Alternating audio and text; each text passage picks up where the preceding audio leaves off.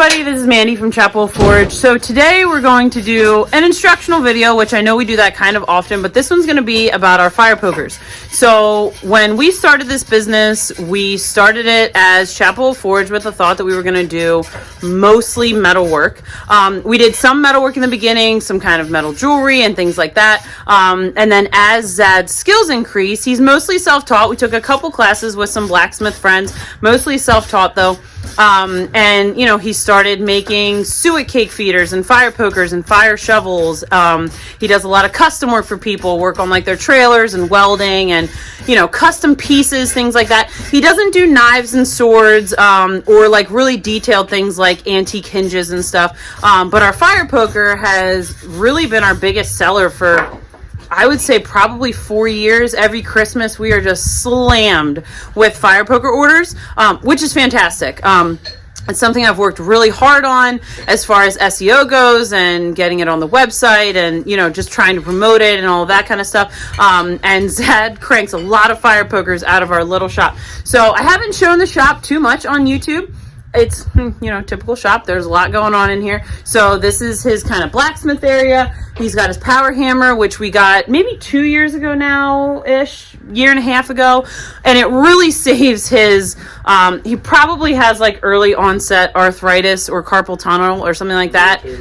Or yeah, rotator cuff. It's sort of, it really saves a lot of strenuous work on his body.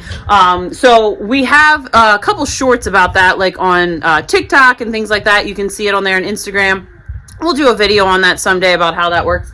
But so he's got that. He's got 2 forges over here. So he has an apprentice, Matt. You can check him out on Instagram. He's at Axiom51. He is a trail guide on the Appalachian Trail. Super cool guy. Also has a big red beard.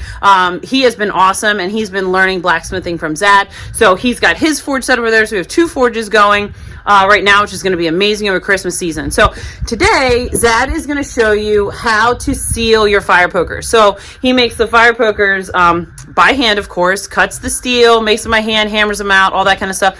We also offer customization, which is fairly new. Maybe in the last year, we've been offering customization. So you can get your last name, your initials, something like that on your fire poker. And every fire poker that we send out the door is sealed with wax that Zad makes. So he makes a special blend of wax. We sell it in little tins. It's always wax before it goes out, but then we sell it in tins that if you want to reseal it, you can do that. We recommend that you reseal your fire poker.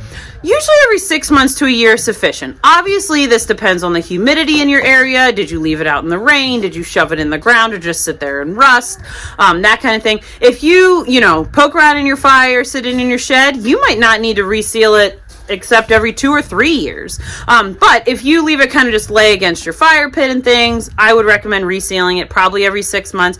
You know, we have a friend who, he has probably 2 of our fire pokers, and he just leaves it out and it rusts a little bit, but it works. It does its job and it's fine. So it's really up to you, you know, what kind of longevity you want, how nice you want it to look, things like that. So Zad's going to walk you through this process. You're ready. So I use kind of an industrial blowtorch. If you have something like that, it works, but that's what I use for myself. If you have a little blowtorch like this one here, or with the little pound propane cylinders, or heat gun, hair dryer, this time of year it doesn't work when it's winter, fall, winter, but in the summer, if you just let it sit out, like on the driveway, where it'll get the heat of the sun and it gets heated up really warm, that'll work. But what you want to do is just get this steel. It doesn't need to be red hot, because if it gets red hot, then it'll end up burning the wax, and that won't work. So you just want it warm enough that it allows the wax to melt and get down inside of all the small molecule, microscopic little holes that you don't see with the naked eye. And that's where you want the wax to get in, because once it gets in there, then it'll keep the steel from oxidizing.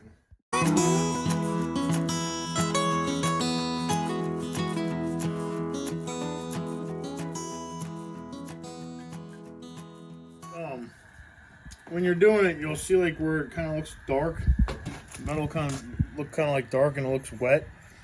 It's kind of like the humidity and dampness that's set in on it from sitting in the shop overnight. And this is a 60-inch fire poker. This is probably our most popular size. It's a 5-foot fire poker, and it probably took you, I mean, we did a little B-roll you saw there while he heated it up, but that probably only took 30 to 45 seconds. So this process really doesn't take very long. It really obviously depends on how hot, what you're using to heat it up. right with. Obviously, if a hairdryer or something, that could take a little longer. If you have a clamp like this, that's helpful. I mean, frankly, you could have somebody hold the other end, or, you know, obviously be smart about it. But, you know, if you don't have to have all these fancy tools to get this done. So tell them what you're doing now. Now I'm just kind of rubbing it in, getting the excess that's on there off. We don't want it to be sticky in your hands when it comes to You can see kind of like it gets really shiny. Looks really, really nice once it's waxed. So you can see the difference there. So the lighter part has not been done. The darker part has been done. Obviously, you want to get it, you know, the whole way around. You could just, any old t-shirt or rag or kind of soft cloth, right, would work. Yeah.